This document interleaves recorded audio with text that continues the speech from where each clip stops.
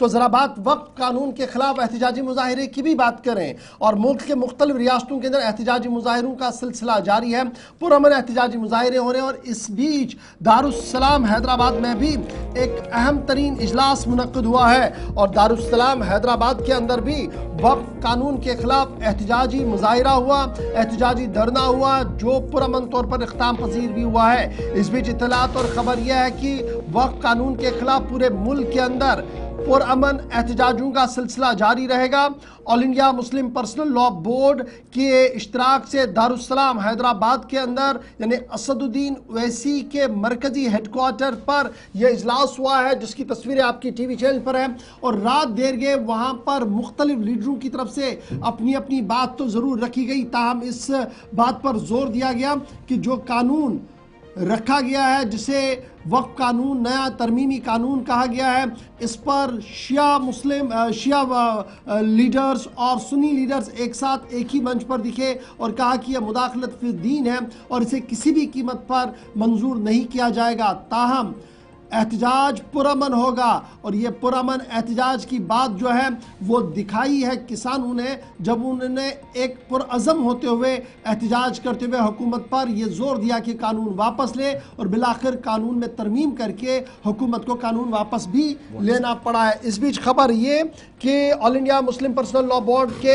इश्तराक से यह इजलास जो हुआ था, इसमें असदुद्दीन ओवैसी ने भी अपनी बात रखी, जिन्होंने इस बात पर यह साफ कर दिया कि एहतजाज जारी रहेगा। किए हुए 5 साल हो गया हो। इधर दूसरी जानिब न सिर्फ ये एहतजाज आज बल्कि पूरे मुल्क के अंदर ये अप्रैल के आखिरी दिन परसों यानी 22 तारीख को कटोरा स्टेडियम दारुल हुकूमत दिल्ली के अंदर एहतजाजी मुजाहिरे की कॉल दी गई है और बैनर जो रहेगा वो all India Muslim personal law board का रहेगा।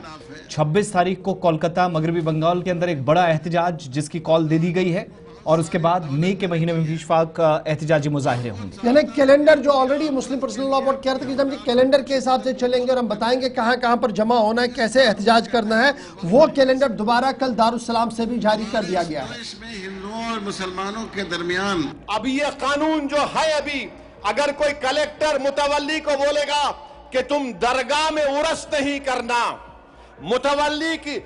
कलेक्टर मुतवल्ली को बोलेगा कि तुम आशूर खाने में इमाम बाड़े में मजलिस नहीं करना, कलेक्टर अगर कोई मुतवल्ली मस्जिद को बोलेगा कि तुम मस्जिद में अज़ान नहीं देना, और अगर मुतवल्ली नहीं सुनेगा तो कलेक्टर उसको 6 महीने की सजा दे सकता। यह कानून है। अभी पहले कानून यह था कि अगर कोई वक्फ की प्रॉपर्टी को बेचता तो 2 साल की सजा, नॉन अवेलेबल।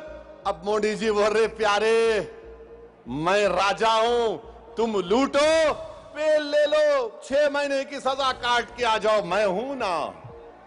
यह कानून बनाया गया है। तो मेरे अजीज दोस्तों और बुजुर्गों, यह वक्फ का कानून मुसलमानों के मफाद में नहीं है, यह वक्फ का कानून मुल्क के वफाद में नहीं है, ये वक्फ का कानून भारत के भाईचारगी के लिए नहीं है। झगड़े शुरू हो जाएंगे, मस्जिदों पर यह बोला जाएगा कि 500 साल पहले ऐसा था वहां पर के मैदान में।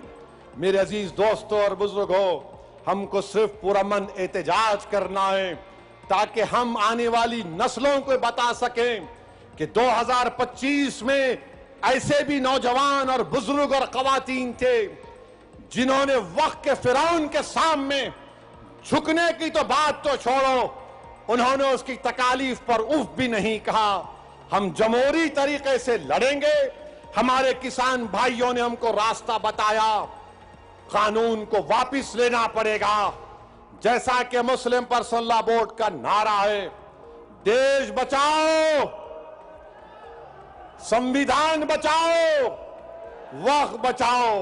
तो नारा लगाओ, संविधान बचाओ, वक्फ बचाओ, संविधान बचाओ, वक्फ बचाओ। आप साथ है ना हमारे इंशाअल्लाह ताला।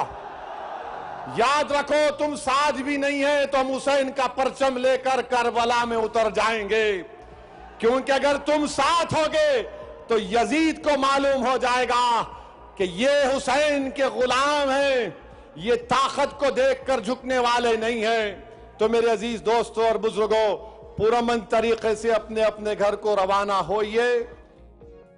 सुद्दीन ओवैसी के मरकजी हेडक्वार्टर पर all India Muslim personal law board की तरफ से रात देर गए कि इजलास की, जहां पर यह ऐलान किया गया कि एहतजाजों का न थमने वाला सिलसिला जारी रहेगा।